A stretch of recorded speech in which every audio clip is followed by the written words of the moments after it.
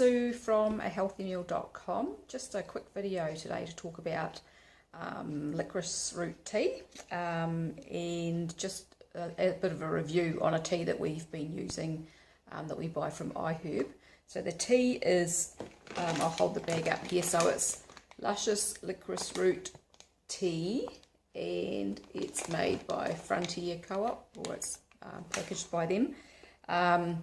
It comes in quite a big bag, so it's 453 grams or 16 ounces, so it lasts for ages, and it's not very expensive. I can't remember exactly what it cost, but it was not expensive. We've had this bag for quite a few months now. I'll show you the tea. It's quite chunky looking, so that's it there, and contains some fairly big pieces of licorice root in it. So that sort of size and bigger sometimes. There.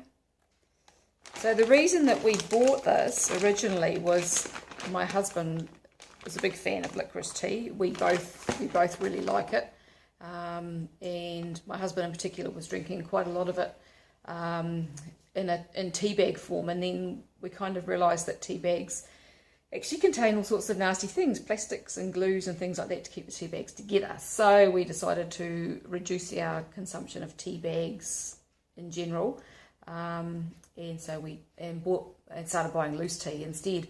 So we've got a couple of teapots floating around. This is one of them. It's quite a dinky little one with a nice stainless steel kind of infuser in there, and that holds 2 cups, enough for the 2 of us if we want to make a pot of tea. With this licorice tea, we just put in about, I don't know, a teaspoon, probably a heaped teaspoon in there for the 2 of us if we want to leave it to steep a bit longer, or a teaspoon for one. It just depends on how strong you like it. So if you haven't had licorice tea, it's quite sweet. Licorice has a fantastic flavour.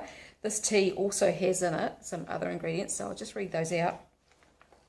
It contains licorice, cinnamon, aniseed, orange peel, chamomile and cloves. So there's no natural flavourings in there, which you get with a lot of tea bags. Nothing untoward, nothing that shouldn't be in there, just things that taste great and are good for you.